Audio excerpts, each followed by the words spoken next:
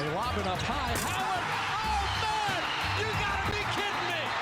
You gotta be kidding me! Imagine this. You're driving the basketball to the hoop, thinking it's an easy layup. You've done this so many times before. And then, out of nowhere, there's this vast dude, the 6'10 monster, who can jump really high, and bam! Your shot never got off. Welcome to Dwight Howard's paint, where points come to die. For years, big men ruled the NBA. Despite the shift toward guards and shooters, Dwight Howard refused to go quietly into the night. Dwight Howard was more than just a dominating force. He was a defensive nightmare. Brutal blocks, violent dunks, unmatched presence. But how, one may ask, did he become one of the most feared players in the history of the NBA? How did he perfect his craft? And despite all his brute strength, why has his career seen such unexpected turns? Let's break it down.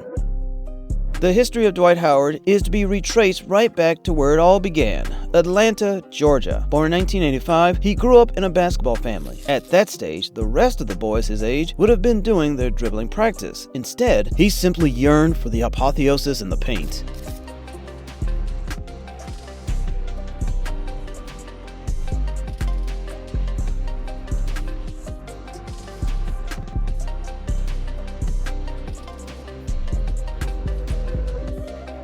He was not a good player at Southwest Atlanta Christian Academy, but an unstoppable one. With an average of 25 points, 18 rebounds, and 8 blocks, he had already started getting comparisons to Shaq and Hakeem Olajuwon. NBA scouts saw it coming. In 2004, straight out of high school, the Orlando Magic made him the #1 overall pick in the NBA draft. From the moment he stepped onto an NBA court, Howard flashed defensive dominance. Howard's rookie season saw him putting in 10 rebounds per game, the first rookie straight out of high school to accomplish that feat, and that was just the beginning. Heaven betters for anything from 2007 to 2012, stepping into Dwight Howard's paint was proof that trouble was at hand. It was his size, speed, and strength that made him a defensive cheat code. Guards attempting to drive the lane soon found this not to be the case. Centers trying to muscle their way to the rim very well may have found themselves rejected, sometimes more than once during the same possession. Howard never stopped at block. Howard carried messages. 3 Defensive Player of the Year awards. His numbers? Ridiculous. 2008 to 2009 season, 20.6 points per game, 13.8 rebounds per game, 2.9 blocks per game. 2009 to 2010 season, 18.3 points per game, 13.2 rebounds per game, 2.8 blocks per game. 有时候我们看传球，他的那个出球其实很快，他的出球。 Even NBA legends could admit his worth. Shaq would thereafter say Dwight was one of the only big men who could dominate both ends of the floor. He peaked defensively during the 2009 NBA playoffs as he led the Magic to the NBA Finals, defeating LeBron James's Cavaliers in the Eastern Conference. The Magic were considered underdogs, but Dwight torched Cleveland's defense, scoring 40 points and grabbing 14 rebounds in Game 6. The clip of him dominating the Cavs in 2009. Bergolo hooks a pass down low to Howard, and he's stuck. Dwight made it clear that he was the best big man in the game, even though the Magic fell to Kobe Bryant's Lakers in the finals. It wasn't just the defense. His dunks were vicious putbacks, alley-oops, and poster slams. If you jumped with him, you lost.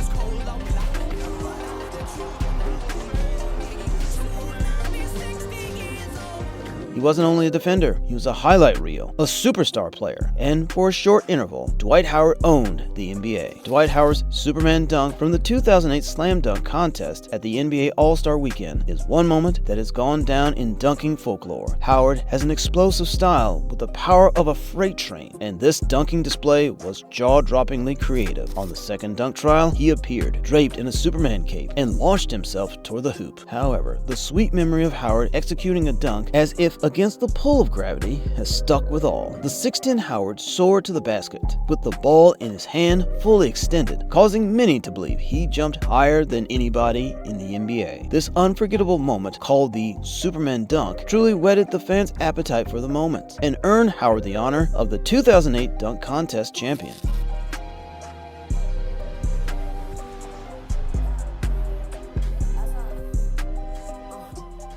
The dunk was incredible in its mechanics, but it was the unique creativity and showmanship that truly impressed. Dwight Howard had come in as a heavy favorite. However, his performance during the contest set a new standard for future contests, mirroring athleticism and entertainment, while reminding fans of the electric excitement of All-Star Weekend. His Superman moment became an instant classic in the history of NBA dunking. So, how indeed did he manage to stay ahead? Because that workout was too much. Clearly, bone-crushing box jumps were integrated into every leg day workout to help him maintain a great vertical jump, so as to elevate with the best of them. The hand-eye coordination drills were aimed at giving him some semblance of shot-blocking technique, so that he could become an opposing force in the paint. Don't forget the weight training either. Getting bigger and stronger than everyone in the post was half the battle, as the other half lay in pure strength.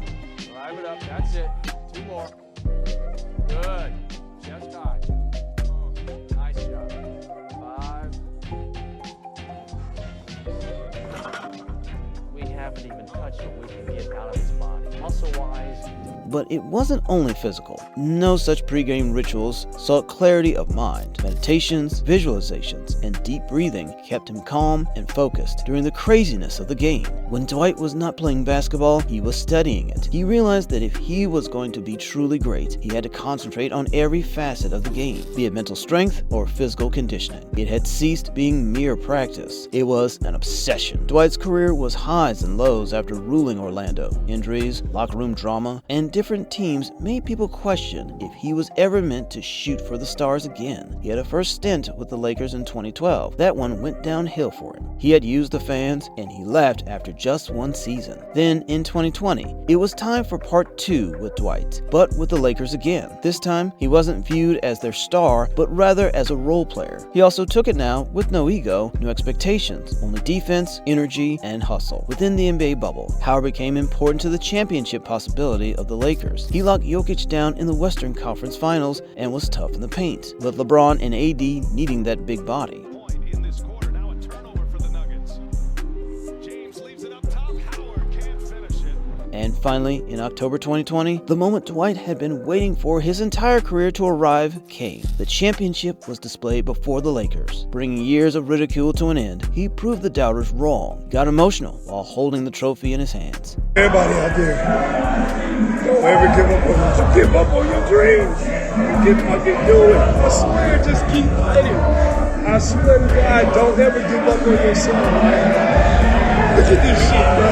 I'm sorry for cursing all you kids out there. Bro, listen, don't ever give up on yourself, no matter how hard it gets. You're already a champion. You can see on his face that this trophy was more than just a ring for him. There was redemption. From being a superstar to being a journeyman, and then to being a champion, everything was now complete. Dwight Howard was no longer an ordinary dunker or shot blocker. He was now an NBA champion. Dwight Howard was, by all means, a new definition of what it meant to be a center in the NBA. With the league and its attention shifting toward perimeter play and three-point shooting, Dwight brought back the reign of the big man over teams, as his presence in the paint greatly haunted them. He turned every alley-oop attempt into a potential rejection with legendary shot-blocking abilities. He made shot-blocking not an art form, but a skill. What Dwight did for the center position got future big men, such as Giannis Antetokounmpo and Anthony Davis, to embrace the idea of giving athleticism right along with their size. He showed that the center could still pose a threatening dual defense and offensive force, but as great as that success was for him, of course, there is very little that is said about Dwight in discourses